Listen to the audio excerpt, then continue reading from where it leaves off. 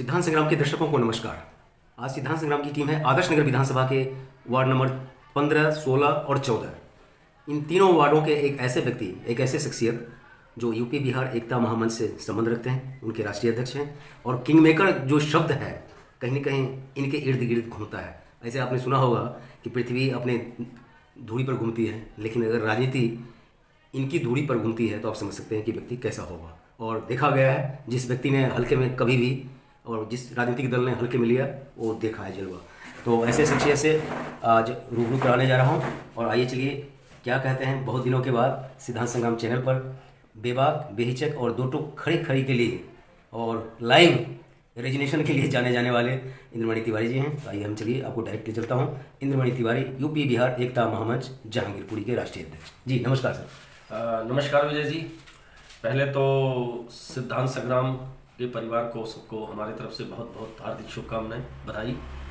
और बहुत दिन बाद हम आ रहे हैं आपके चैनल पे, तो उसके लिए भी मैं बहुत बहुत धन्यवाद दूंगा कि आपने हमें इस लायक समझा और दोबारा हमें इस मौका दिया बोलने के लिए। जी इंद्रमणि तिवारी जी, आप जो हैं सामाजिक कार्यकर्ता है, आपको बीजेपी कांग्रेस आम आदमी पार्टी से कभी लेना देना नहीं है, सच्चाई के साथ हमेशा रहे। और इस दरमियान बाबा पे बहुत राजनीति हो रही है। यूपी के बाबा को तो आपने देखा, लेकिन एक ऐसे बाबा जिन्होंने संविधान बनाया और उन बाबा पे जो है राजनीति हो रही है। तो बाबा वर्सेस बाबा, आप क्या देख रहे हैं कि देश का राजनीतिक कहाँ किस तरफ जा रहा है? देखिए, अम्बेडकर जी सबके हैं, ऐसा नहीं है कि ये खाली राजनेताओं के लोगों के हैं।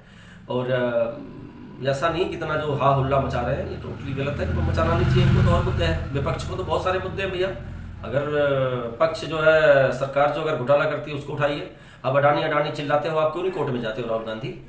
है आज तो ये नौबत हो सकी विपक्ष का, अगर कोई कह दे राहुल गांधी को, अगर मोदी जी कह दे कि तो आप राजीव गांधी के बेटे नहीं हो, या कह दे कि आप राजीव गांधी के बेटे हो, तो राहुल गांधी का ना ना ना आपने कैसे कह दिया? मैं तो राजीव गांधी का बेटा ही नहीं हूं, मैं तो खड़गे जी का बेटा हूं। तो मतलब ये राजनीति जो चल रही है ना आजकल, मतलब समाज भी देख रहा है, जनता भी देख रही है। और कांग्रेस को लग रहा है कि दलित वोट हमारे तरफ होंगे, ऐसा कुछ नहीं। दलित पढ़ा लिखा हो चुका है, समझदार हो चुका है, सबको कपड़ा रोटी मकान चाहिए, जॉब चाहिए, सब लोग समझ रहे हैं जी। आप असली मुद्दा उठाते नहीं है। आप असली मुद्दा उठाइए ना। अगर आप विपक्ष में मजबूत विपक्ष की भूमिका निभाना चाहते हैं, कभी संविधान लेके घूमते हो, कभी ये लेके, करीब तुम्हारे बाप दादा ने कभी संविधान पढ़ा है क्या? मैं उनसे पूछना चाह रहा हूँ, या कभी उन्होंने पढ़ा संविधान? संविधान खतरे में, ये खतरे में, ऐसा कुछ भी नहीं है। न संविधान कभी बदला था न बदला जाएगा। हाँ, कांग्रेसियों ने उस समय जब लोग इतना एक्टिव नहीं थे तब उन्होंने 18 बार संविधान बदल चुके हैं। किस संविधान की बात करते हैं? जिन्होंने पैरों से रौदा संविधान को, जिन्होंने बाबा साहब को 2 बार जीतने नहीं दिया, जिन्होंने बाबा साहब को धक्के मार के निकाल दिया अपने पार्टी से। तो इंद्रमणि तिवारी जी, आप चाहते हैं कि जो वक्फ बोर्ड बना वो सही नहीं बना है? आप इस तरह से बात कर रहे हैं? भैया मैं पूछना चाह रहा हूं, जो 56 मुस्लिम कंट्री है, देश है, क्या किसी भी कंट्री में हमें दिखा दे कि वक्फ बोर्ड बना पड़ा है? बस खाली हिंदुस्तान में वक्फ बोर्ड पड़ा है।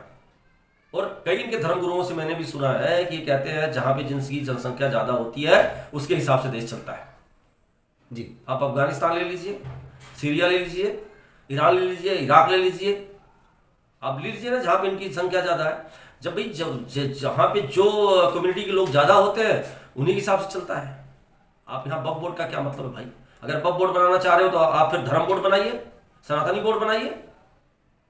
तो ये जो चीज है वक्फ बोर्ड खत्म होना चाहिए, ऐसा कुछ नहीं। अगर आप संविधान को मानते हो तो संविधान के थ्रू होना चाहिए। मैं अब जो संविधान लेके किताबें घूम रहा है, मैं उनसे पूछना चाह रहा हूँ, संविधान के किस पेज पे लिखा है कि एक वक्फ बोर्ड बनाना जरूरी है? जी, अब डायरेक्ट मैं धक्का धुक्की की तरफ जाऊंगा। संविधान में आजकल धक्का धुक्की शब्द बड़ा वायरल हो रहा है, तो आपको क्या लग रहा है कि धक्का धुक्की आम बात है विकास के लिए, तरक्की के लिए? इंडिया गठबंधन वर्सेज इंडिया। सबसे बड़ा क्या है कि राहुल गांधी जी को समझ ही नहीं आता कि नर है कि मादा है। उनको तो ये समझ ही नहीं आता, जनता को, ना हमें भी समझ नहीं आता कि नर है कि मादा है। आप एक 70 साल 75 साल के बुजुर्ग को धक्का मार के जानबूझ के गिरा रहे हैं, उसके सर पड़ जाते हैं, 5 टाके लगते हैं। इनको राहुल गांधी को शर्म आनी चाहिए, क्योंकि कभी जिंदगी में किसी बड़े को इज्जत इन्होंने करा नहीं। मनमोहन सिंह को 10 साल कठपुतली बना के रखा, MMS बना दिया उनको, मतलब मुंह पे टेप लगा दिया, कुछ करना नहीं है, करने नहीं दिया। तो ये जो घृणित काम कर रहे हैं, संसदों को धक्का दे रहे हैं, महिला को धक्का दे रहे हैं। अभी कहीं गलती से ये पक्ष वालों ने किसी महिला से टकरा गए होते तभी देखते महिला खतरे में आ जाती। जैसे आज बाबा साहब खतरे में आ गए, संविधान खतरे में आ गया है। तो ये जो हरकतें कर रहे हैं समाज देख रही, जनता देख रही है। फिलहाल हम डायरेक्ट करते हैं इस बार 2024 का छठ पूजा, जहाँ सैकड़ों नहीं हजारों लोगों ने कुछ खास निर्णय लिया। तो पूरा आदर्श नगर विधानसभा सहित पूरा दिल्ली एनसीआर समझना चाहेगा, जो वो खास निर्णय क्या लिया, जो वाकई छठ मैया की असीम कृपा बीच एक अनूठा इतिहास का वो सुनहरा पृष्ठ इस बार 2024 में देखने को मिला आपके द्वारा आयोजित छठ पूजा। जी, छठ मैया की तरफ से मैं सभी दर्शकों को बहुत बहुत बधाई दूंगा कि मैया सब पे कृपा बनाए रखें, क्योंकि उनकी महिमा अपरंपार है। और इतना बड़ा छठ जो होता है, करीब आदर्श नगर विधानसभा क्षेत्र की सबसे बड़ा छठ घाट है, जहाँ पे 30 से 40 हज़ार पूर्वांचली इकट्ठा होते हैं। इतना बड़ा भीड़ को मैनेज करना हमारे बस में नहीं होता है, लेकिन माँ की कृपा वहाँ बरसती है ज़रूर, और सब अपने आप हो जाता है, हमें भी पता नहीं लगता। वहाँ इस बार रहा कि हमारे कुछ कमेटी के मेंबर्स लोगों ने कहा कि तिवारी जी, आदर्श नगर विधानसभा क्षेत्र का पूर्वांचल समाज का आपको हम मुखिया चुनते हैं। हमने कहा भैया 10 लोगों के चुनने से थोड़ी होता है। अगर चुनना तो उन्होंने क्या किया, वहाँ पे आवाज़ लगाया कि अगर आप लोग सहमत हैं तो आदर्श नगर विधानसभा क्षेत्र के तिवारी जी को पूर्वांचल समाज का मुखिया चुना जाता। तो सबने वहाँ 25,000 लोगों ने हाथ उठा के स्वीकार किया और समर्थन दिया। तो एक वहाँ एक बड़ी उपलब्धि रही कि हमारे लिए कि हमें पूर्वांचल समाज का मुखिया चुना गया। उसके नाते हम भी दिन रात उनके लिए, पूर्वांचल समाज के लिए काम करते रहते हैं, चाहे उनके शिक्षा का हो, उनके कोई प्रशासनिक काम हो, कुछ भी हो, तो हम लोग लगे रहते हैं। कोई ऐसा हमारे पूर्वांचल समाज का होता कि आगे पीछे नहीं होता, डट कर जाता है।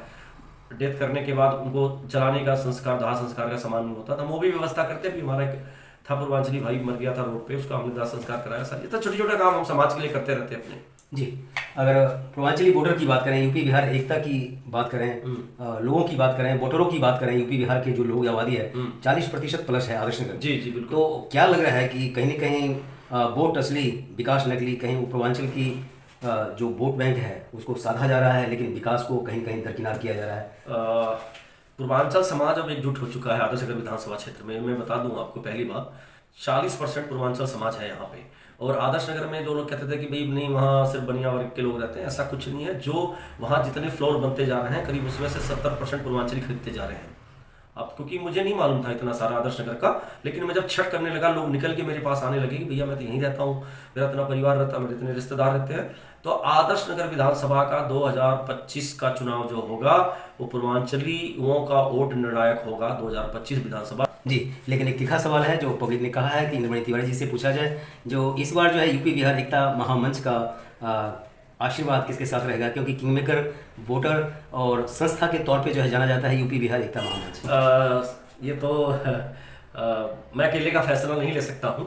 ये तो मेरी पूरी कोर टीम बैठती है यूपी बिहार एकता मंच, जो पूरे विधानसभा में काम करती है। करीब 100 लोगों की टीम बैठेगी उसमें, पूरे विधानसभा से, पूरे वार्ड से लोग आएंगे। एक दिन बैठ के मंथन होगा। और इस बार हमारी जो संस्था का एक ही ये नारा है कि हमें इस बार छठ घाट पक्का चाहिए। जी, जो भी कैंडिडेट इस चीज़ को वादा करके जाएगा कि हम जीतेंगे, कि छठ घाट हम बनवाएंगे पक्का, संस्था उसके साथ जाएगी। जी।